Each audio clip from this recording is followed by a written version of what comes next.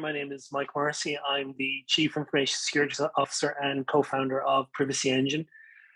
We're joined today by Matt Lindley. Matt is the CISO and COO of NINJIO. We've been partnered with NINJIO for some time. They provide really innovative training content for our learning management system on PrivacyEngine.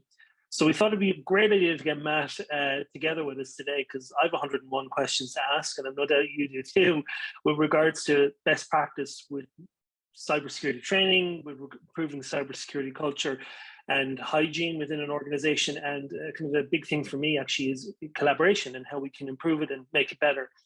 So the format of this particular webinar is conversation based. We're not going to bore you with slides. So if you have questions yourself that you'd like to ask, there's a Q&A section here in Zoom. Please feel free to put your questions in as we go along. The webinar will be approximately 40 minutes, give or take a few minutes on either end. And if there are questions that we weren't able to field or answer for you today, we certainly will follow up with them for you on your behalf and come back to you directly at a personal level. More than happy to do that. So Matt, welcome aboard. Thank you so much. First I'd like to take this opportunity to thank you for hosting this webinar and bringing me in. Really looking forward to the conversation today. Just to reiterate on the partnership for your organization, what you're doing, and the opportunity that we've had to make an impact for cybersecurity as a whole. So appreciate it. Yeah, no, 100%. I suppose kind of a very departure point for us really would be maybe to give our attendees today a bit of background about NINJIO and about yourself as well. Yeah, certainly. I've been in cybersecurity for probably the better part of 20 years now. All through the different elements of proactive to reactive, a lot of consulting on the GRC area as well, and certainly a focus within managed services and developing elements within the run maintenance of cybersecurity. I've had an opportunity to go into organizations and perform security assessments, address weaknesses, build out plans, and at the end of the day, and this gets me to what led me to my role here at NINJIO, is that almost unequivocally, right, on the both proactive and reactive end of cybersecurity, we saw that the human element, right, was the most impactful area for preventing cyber attacks. We see that in the data on why we see a breach. We also see that on the proactive end of process, people, and technology. People are such an important component of the overall. In about 2019, I joined NINJIO. NINJIO is a security awareness training organization, and not just focused on the content side of it, but really and we're going to talk a little bit about kind of the evolution of cybersecurity awareness as a whole, and kind of our journey with NINJIO to build in more of that ecosystem. But joined NINJIO because I saw an opportunity to really focus on the human element as a whole, as making one of the most important aspects in changing that trend of organizations preventing breaches. We create security awareness training every single month based on a topic that is relevant and contemporary with an event that's happened in the real world, right? A major breach or a major event, and we use micro-learning to tell that story with Hollywood storytelling as well, and then have a program wrapped around that to engage learners and continually test them. Yeah, I mean that Hollywood storytelling is an important kind of unique aspect actually to NINJIO that perked my ears up at the time when we first came across you. Maybe you might provide a little bit of background about how content is actually created in NINJIO itself. Yeah, certainly. So we have a pretty unique process, and when our founder Zach Schuler started NINJIO, he kind of looked at the current state of events with security awareness training, which traditionally was a 45-minute lecture-based PowerPoint presentation. And Zach's approach was to take something and most importantly, make it engaging, right? We know that people learn with storytelling much better than with a lecture, and if you can engage the learner, keep their attention, and then use short, bite-sized bits of information through that storytelling, we know we're going to have a much more impactful opportunity to, ultimately train and change behavior for the user.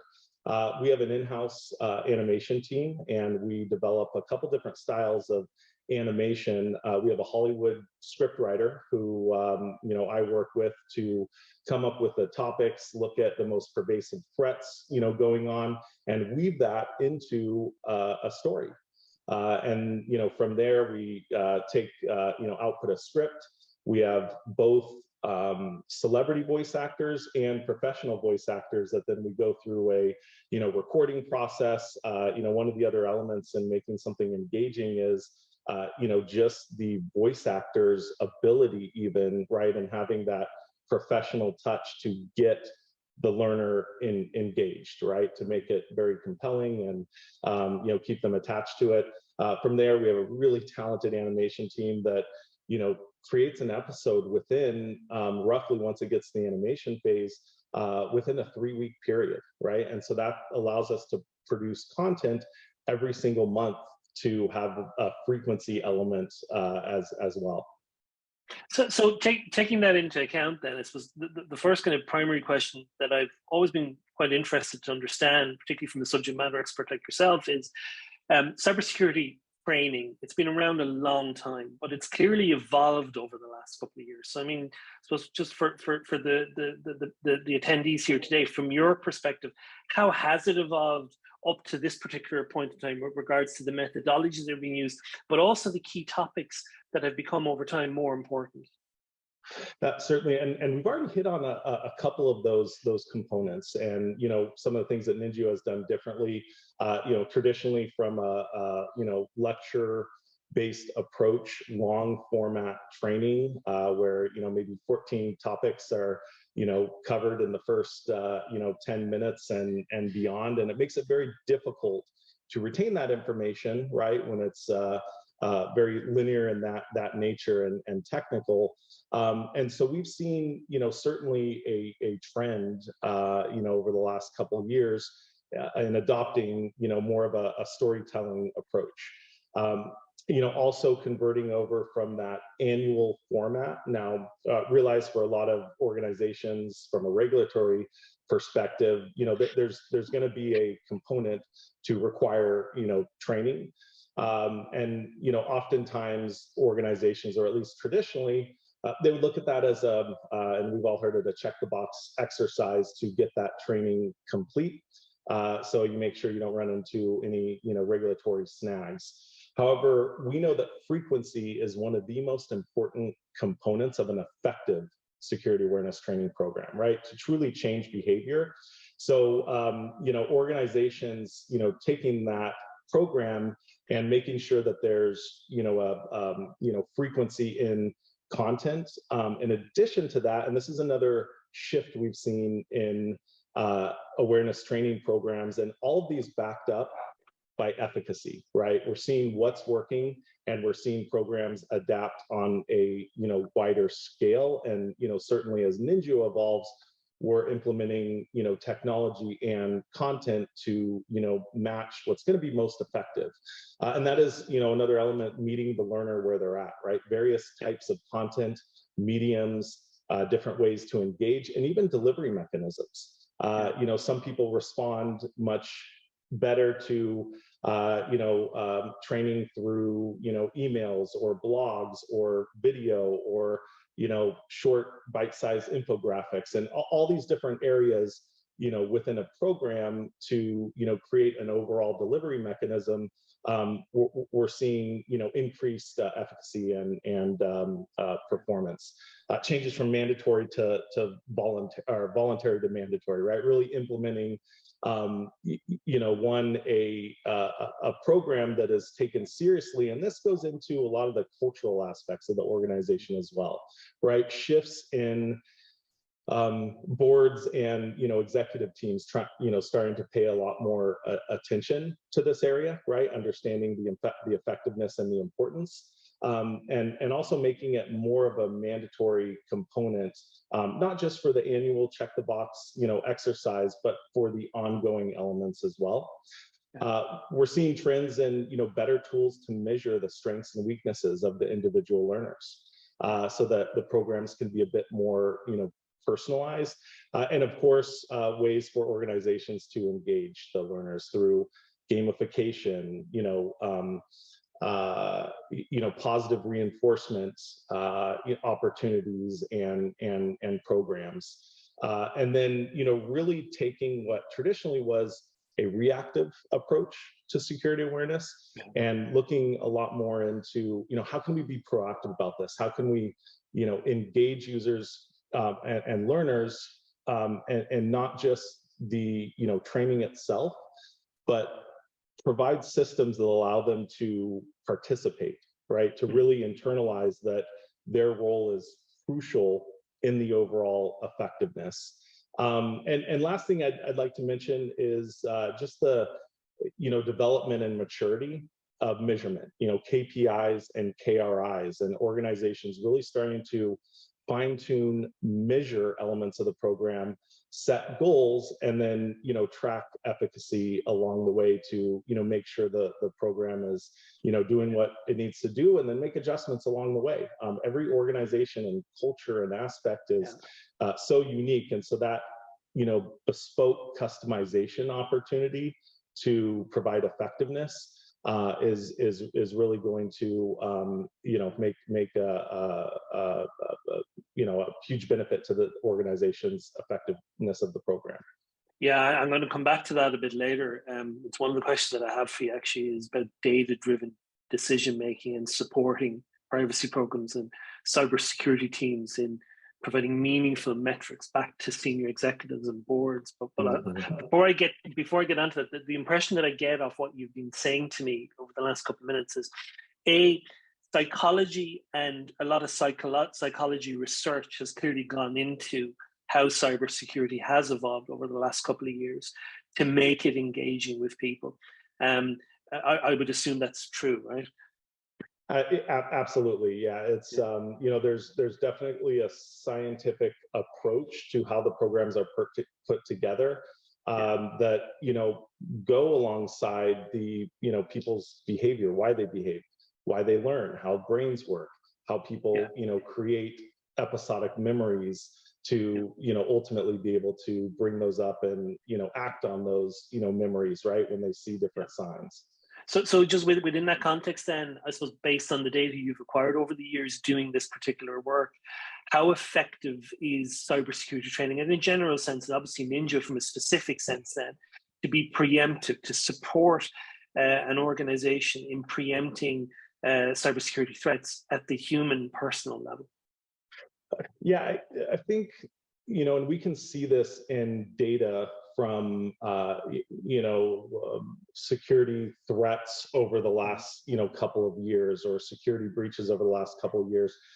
Take Verizon's data breach investigations report. A couple of years ago, the output was that 95% of breaches were accounted for human error. And over the last couple of years, and the shift in security awareness training with what NINJIO is doing, and even other organizations, we've seen that statistic start to drop, right? Which is a great sign. I think the latest one was 82%. Previously, the year before that, 85% related to human error, and then from 95%, initially to 92%. So we're seeing improvements. At the end of the day, cyber criminals are still targeting humans because that's where they're realizing their effective rates. And that, as we continue to see the cyber gang organizations mature and create really effective playbooks, around their targeted attacks, and even the tools that are helping them carry out those attacks. This is where security awareness training is so key, right? Because this is, this is our threat, right? Cyber criminals are attacking people within organizations, and they're becoming more and more, effective at that. So we need to make sure that our programs can continue to be, more and more effective. And there's a key element that I do want to talk about in that, right? An organization can implement training. An organization can implement testing, right? But that's a very small piece of the puzzle.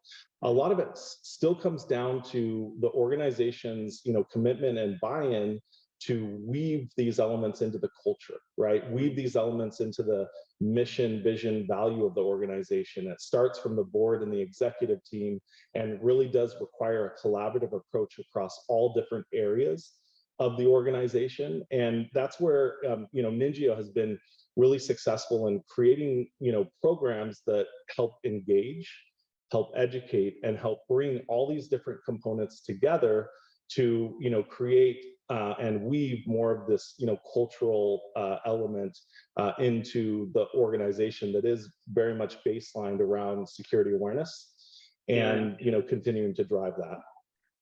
Yeah, just one of the questions that's just come in that I just seen here, and it kind of ties into my own next question, is, well, the question has been asked is, how do you engage with roles that are perceived to be less techy, right? So, like, and obviously there are, right, particularly in public sector, I think it's fair to say that there are particular roles where people are completing tasks that sometimes are very manual. They may not be very digitalized.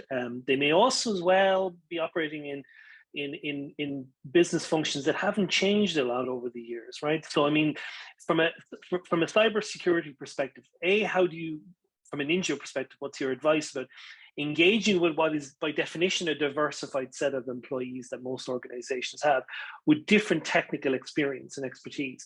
And that then segues itself into the question that I was going to ask, is what are the actual key topics that really, a privacy program, whether you're an SME or an SMB as the case may be, or an enterprise, should be looking to tackle as an initial point of departure, and then progressing on, taking into account the viewer's question as well?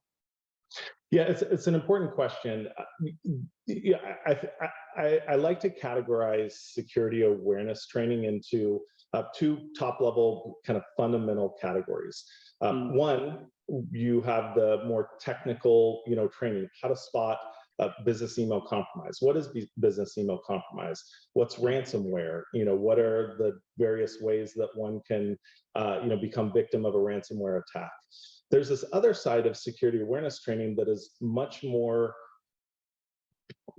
behavior and how we process information. Right. And what's interesting about this one, and this is an area that over the last couple of years NINJIO has been really focused on, because without looking at how we process information, why we react to certain things, for example, I might be someone who is very eager to be responsive and make sure I look good in front of my boss.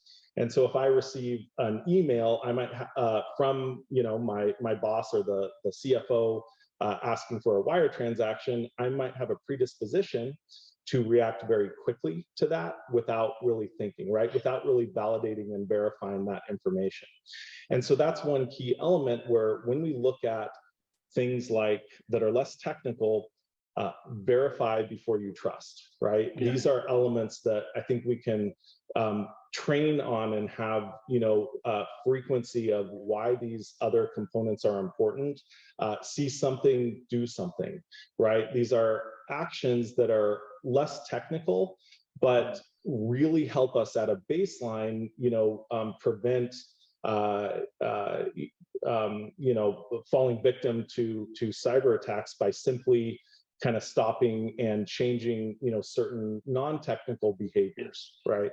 And so when we look at the different categories of training, and certainly related to the question around how do we address a common audience, I think there's a lot of this foundation on where we can, talk about these non-technical things and address why they're important, how they relate to, your role, and ultimately, as long as we still have peppered in the more technical elements, so that we can acclimate ourselves with why these things are, important, and really start to understand like how I spot and identify threats, just to feel more confident and comfortable, then that creates more of a holistic program overall.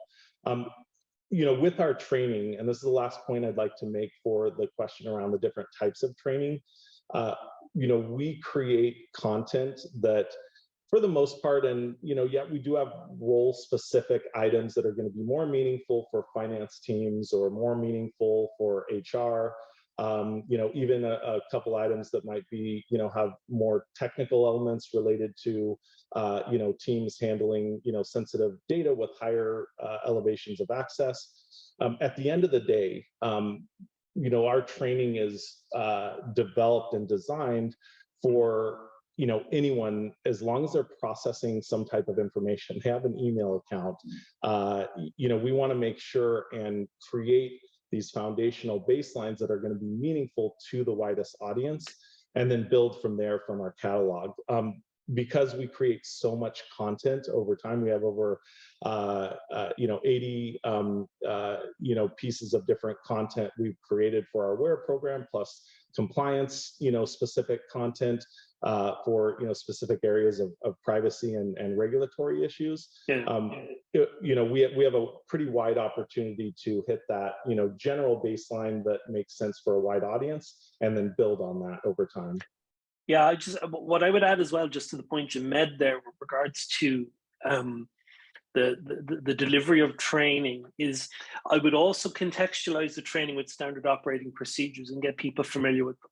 So there's, alongside the learning aspect of this that comes from engaged content from, say, NINJIO, that you should also look to subsume within that as well additional in-house based processes that can be understood by an employee. And obviously it's critical that you make them accessible to everybody. So if you've got people with different degrees of skill sets and knowledge or expertise, as the case may be. So for example, the case in point is the phishing. Like phishing is such a huge issue. We hear about it all the time with clients of ours. It's a continuous problem, and it's been going on many years. And actually in some respects, the criminals are trying to achieve the same thing. It's just they're using different techniques to get there. But when it comes to phishing, particularly for a smaller organization, it can be absolutely critical if it's ransomware that gets deployed as a payload onto your environment that locks you out of core folders within a server or within a series of laptops. It can be hugely costly. So what's critically important, I think, when doing the training is that your staff are made aware of a process they need to follow when an event that they suspect is suspicious has been triggered.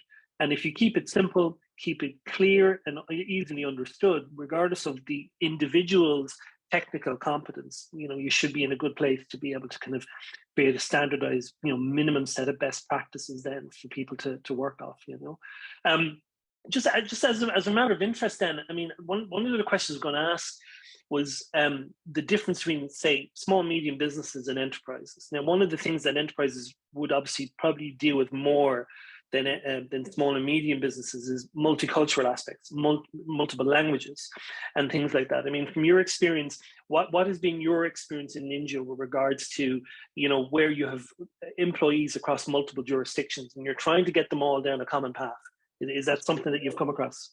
Yeah, absolutely. And just through the evolution of, NINJIO, over the last 6 or 7 years, working toward accommodating all these different, audiences. If you look at our roster, we, don't necessarily focus in any sort of industry. We're relatively, category agnostic. We work with organizations that are, 10 employees up to, hundreds of thousands of employees that have international, audiences that we need to cater toward to create an effective audience.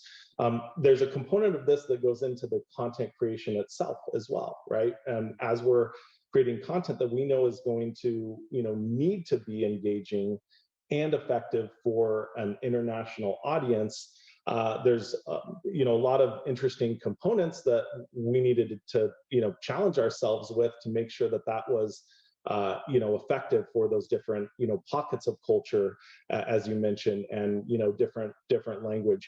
One key element and a decision that NINJIO made very early on for a couple of reasons, but plays really nicely into making sure we can cater to a large audience, is, you know, focusing our content by using drama versus comedy. Now, not to say we don't sometimes have some levity, you know, in our episodes, but one of the reasons that decision was made and where it becomes effective with an international audience is comedy doesn't cross borders that well, right? Something that's funny in, you know, one area may not be funny, and all it takes is one small element to disengage, you know, an audience or a learner, right? And so we wanted to make sure to create an opportunity that, you know, does have, you know, the widest audience and widest opportunity to, you know, accommodate that, because engagement is key. Without engagement, you can't have retention. Without retention, you know, of that knowledge, you can't really drive that, you know, behavior change ultimately.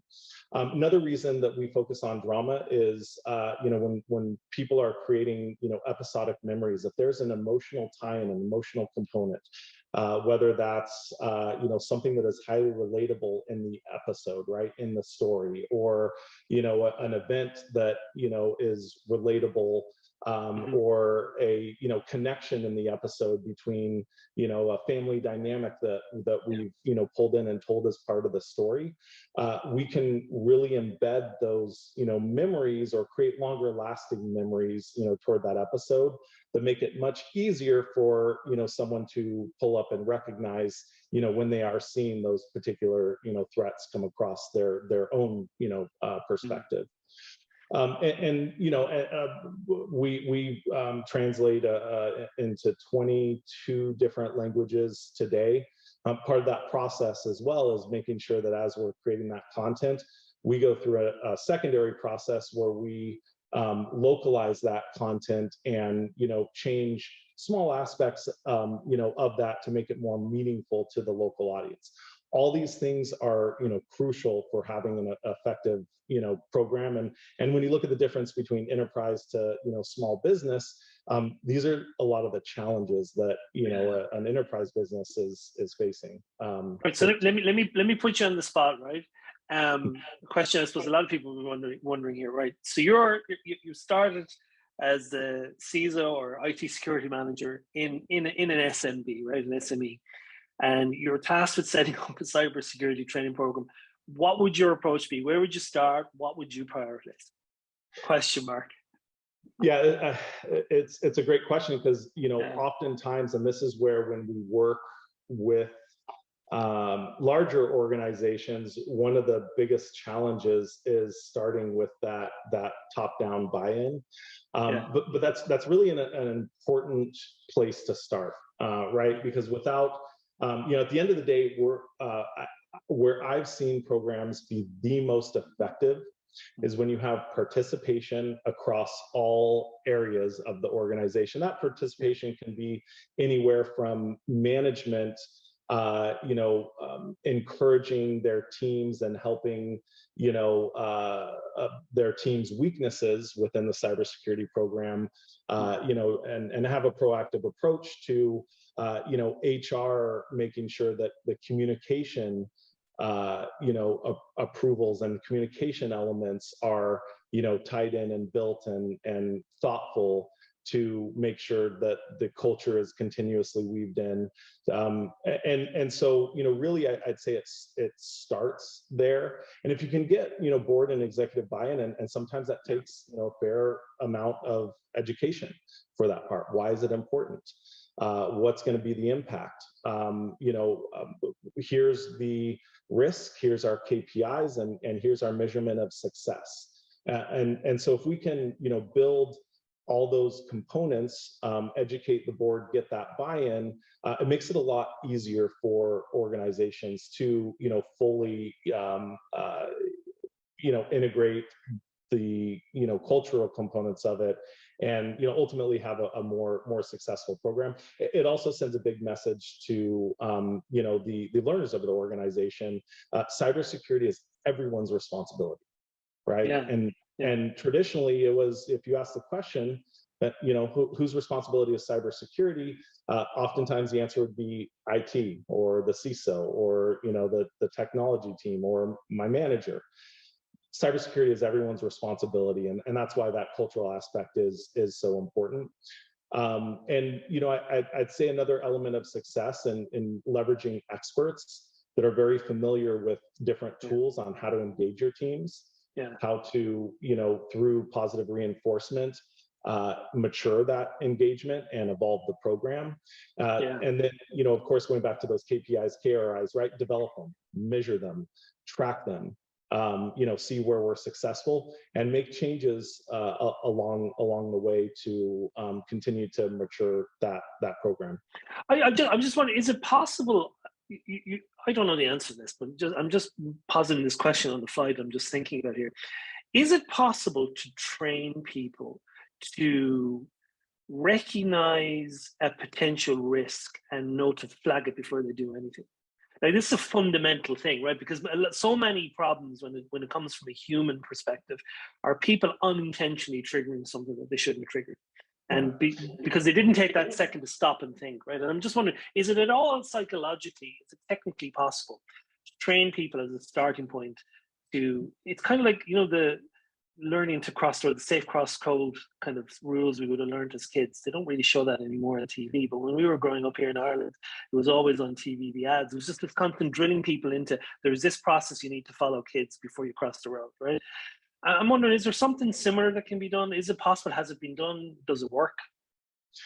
There's a couple different sides to cybersecurity awareness. The reactive side, which is traditionally, send training, did someone take it? Send a simulated phishing test, what was the click-through rate? I think the more a program can involve, a system that invites the learners to participate proactively, let them know that they are making a positive impact, that their actions are being recognized in a positive capacity.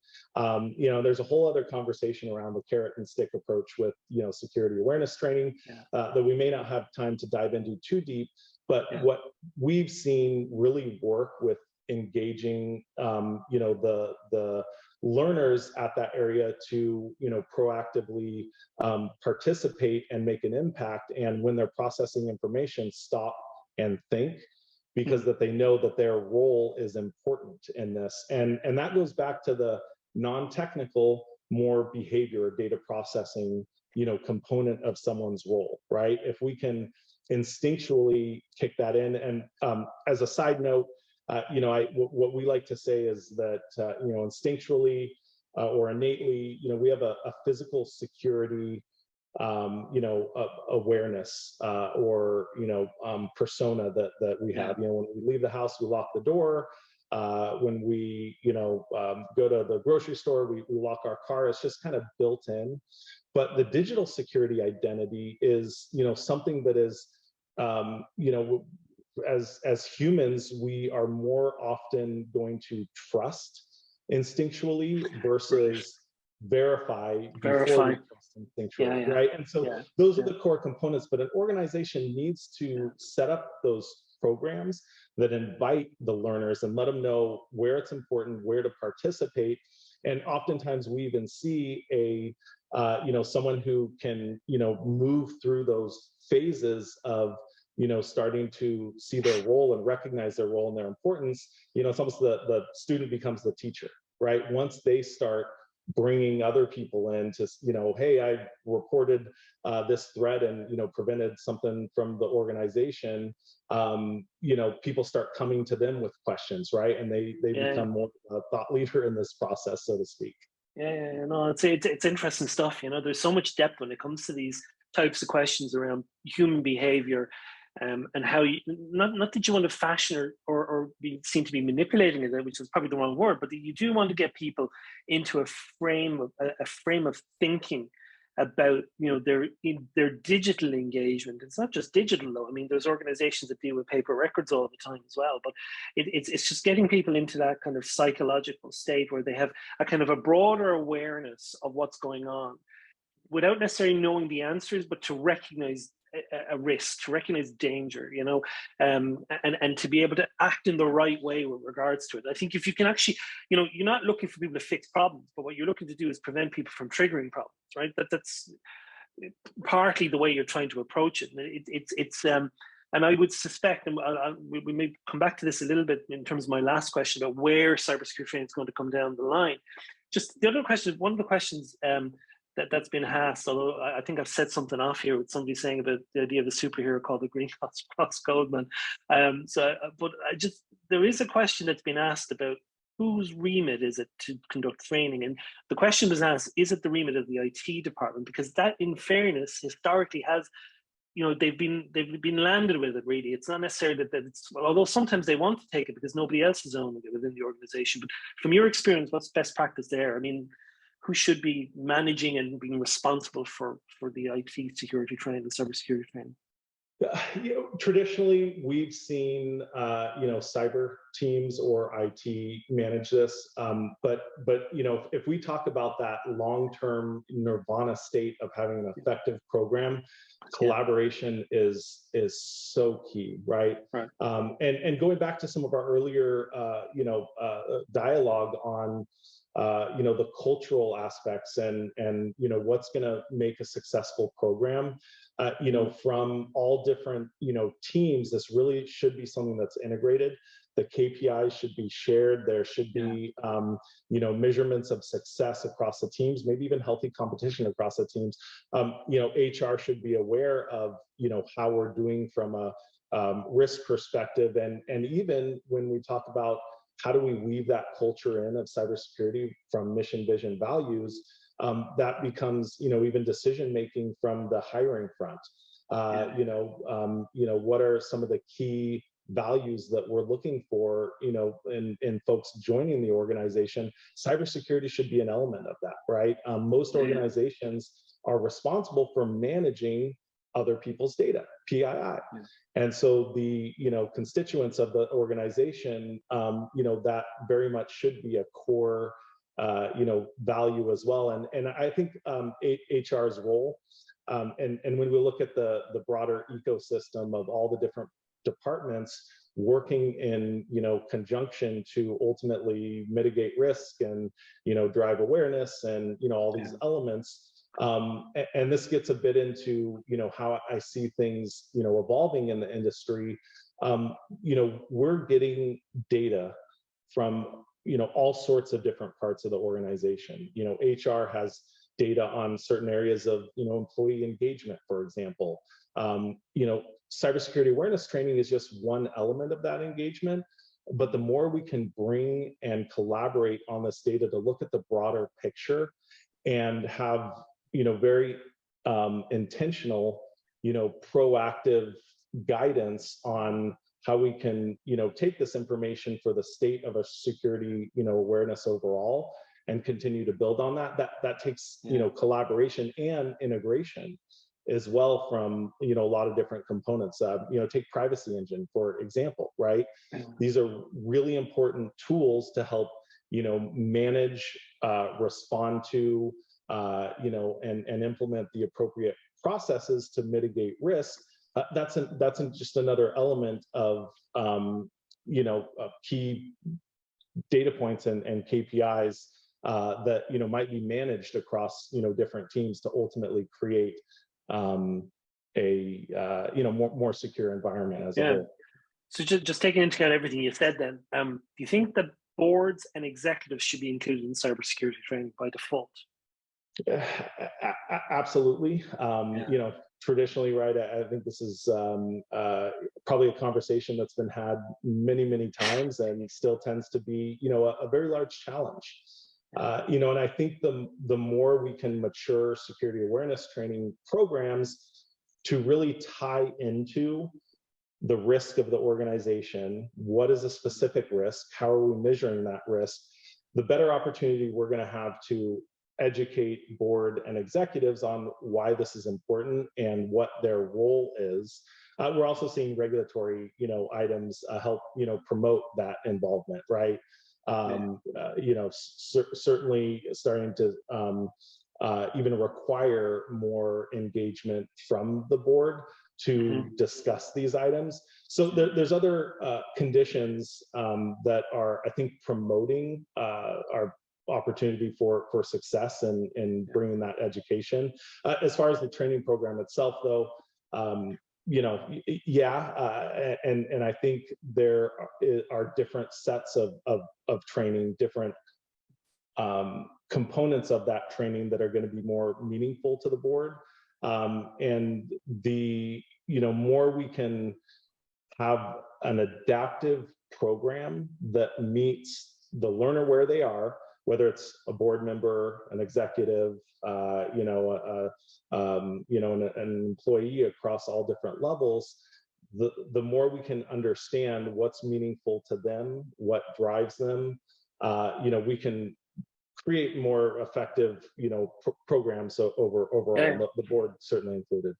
So just with regards then to boards and senior executives, you talked earlier on about KPIs. So one of the key things I think that, and I think privacy programs in general are going to come across this more as well, is data-driven metrics and objective risk assessment with regards to the risk that an organization is carrying, and being able to report back up at a senior level.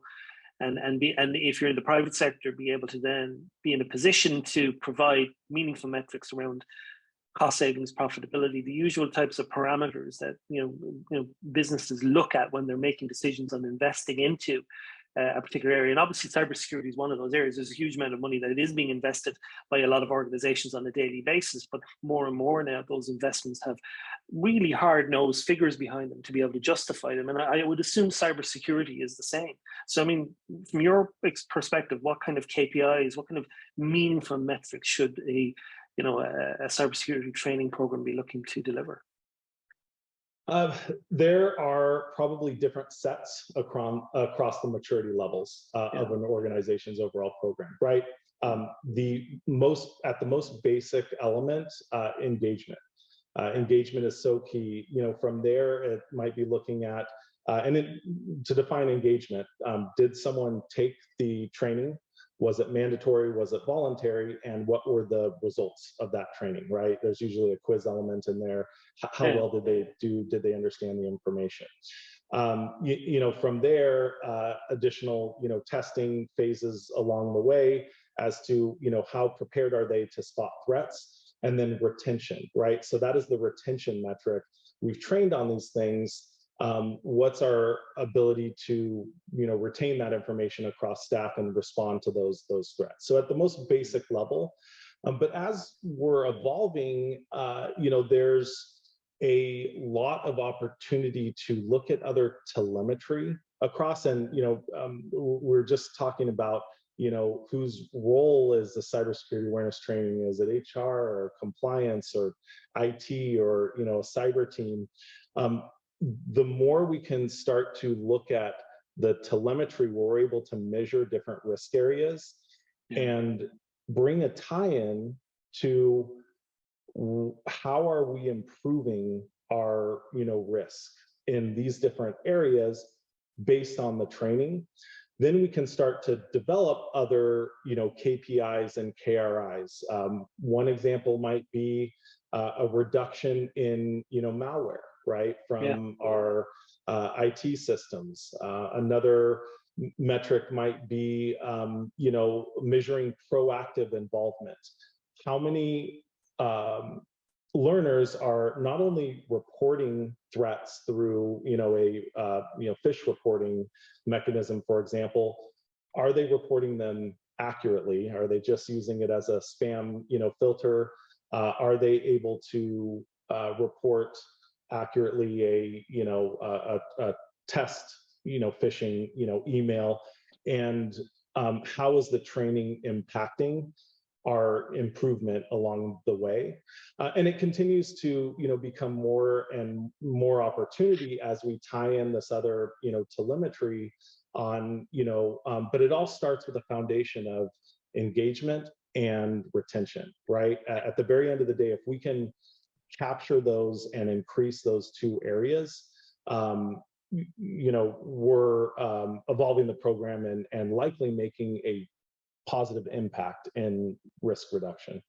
Yeah, I think a critical metric to report on, just tying in to what you're saying there, is staff reporting on positives. So basically reporting on actual malware or phishing attempts that may have got through, for example, any kind of anti-phishing or anti-malware solutions you've deployed. If you use Office 365 as an example, Office 365 Defender provides an awful lot of inbuilt features to basically stop a lot of phishing and anti-malware coming through, but it doesn't stop everything.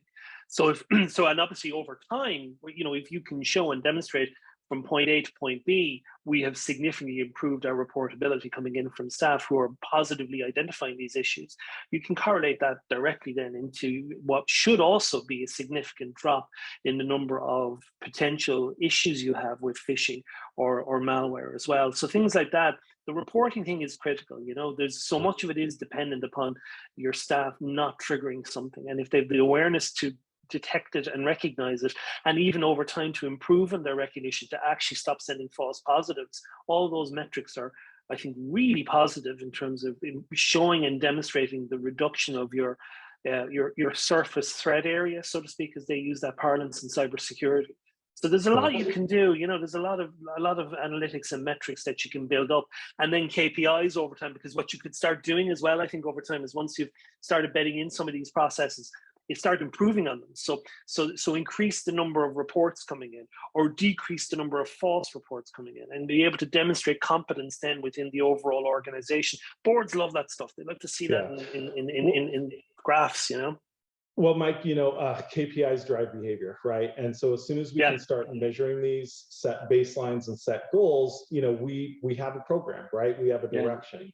And so that's where these conversations are really important, and understanding, some of the KPIs that are going to be important for each individual organization. There's one other I want to bring up, and that is being proactive, right? When someone, then they may have even been a victim of a threat. They may have clicked on that phishing email.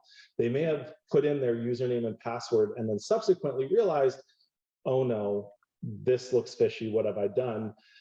Taking action to then report that into the security team to potentially, prevent a, larger issue altogether. And that's another area that we're really encouraging organizations, right? It's okay if, you have made a mistake. Being proactive and reporting that is I think a really other important element in the culture and in the measurement, the KPI measurement.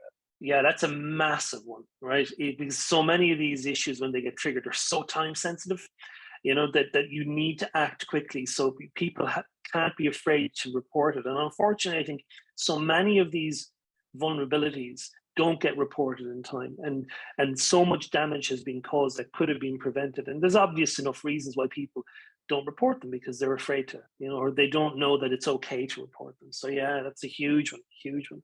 My very last question before I let you go then, right? Because we started off in the beginning. My first question is, where is cybersecurity best practice? Where does it come from? Training? Where has it kind of got to? Looking into your crystal ball, right? Where is it going in, let's say, the next 10 years? What do you think cybersecurity training will look like? Yeah, we've talked a lot about our opportunity to look at other telemetry as to just risk in the organization. I think that's a big one, right? Understanding, and being able to correlate that information to make meaningful insights, and then meaningful decisions on how to pivot. And when we talk about those decisions, once we're able to identify a particular risk, whether it's a risk from behavior, a risk from a particular threat that might be hitting the organization, a risk from a trend or an introduction of a new, piece of software or process. Once we can measure that, we need to have, not just a reading of that risk, but we need to have information and proactive response, and what do we do with that, right? Because just being aware of the risk is I think an important piece of the puzzle, but ultimately it's a very small piece of the puzzle. And so where I see security awareness training continuing to mature, and we're seeing a lot of this now, is being able to have more adaptive, risk-based programs that more effectively address the learner for where they're at, what are their weaknesses, what are their strengths, and what's going on, on a macro level across the organization, right? To fully leverage, the best opportunity to close those gaps, right? And it comes down to integration, and then also the right information to then, define the proactive approach to addressing that.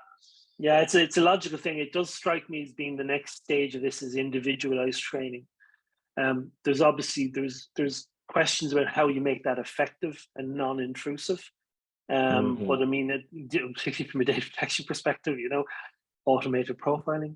But at the end of the day, it's a logical thing that you want to be able to achieve. But I think what's critical is exactly what you guys are doing, is making the content engaging. Like as if you're watching a Netflix show, right? That you're enthused by it, you're interested in the subject, you care about the characters that you're watching and learning from, and you're gaining something out of that. It's kind of a dialectic. It's this back and forth engagement that empowers you as the individual to be more knowledgeable and, more importantly, be more aware, so that you can make the right decisions, or make sure you don't find yourself in a situation that you could have avoided if you had the necessary tools and awareness beforehand. So yeah, it's be very interesting to see where it goes in the next couple of years. It's going to be a lot of fun. Yeah. Well, Matt, listen, I think that's it. I don't think there are any other questions, and you've covered off all mine as well. It's been very, very useful, very helpful, and hopefully everybody who's attended today as well has got some good value out of it. And if you have any questions, please feel free to let us know. We're happy to field those questions to Matt and come back to you at an individual level if required. But hopefully, Matt, we'll get you on again and we can delve into some of these topics, particularly the metric stuff. I think you could spend a whole session on that, just kind of, looking at some of the case studies and some of the best practice examples, and the classic scenario of avoiding the argument of, correlation is not causation. So how you make sure to analyze your data in the right way to provide meaningful feedback and make some proper decisions for yourself as a business from a security perspective. Absolutely. Yeah, I look forward to that future conversation, Mike. It's been a pleasure. I want to thank the audience and participants as well. And hope everyone, stays secure out there. Yeah, stay secure. Listen, Matt, thank you very much. Matt Lindley, CISO of NINJIO, and thank you everybody for attending today, and we'll talk to you again soon. Bye-bye.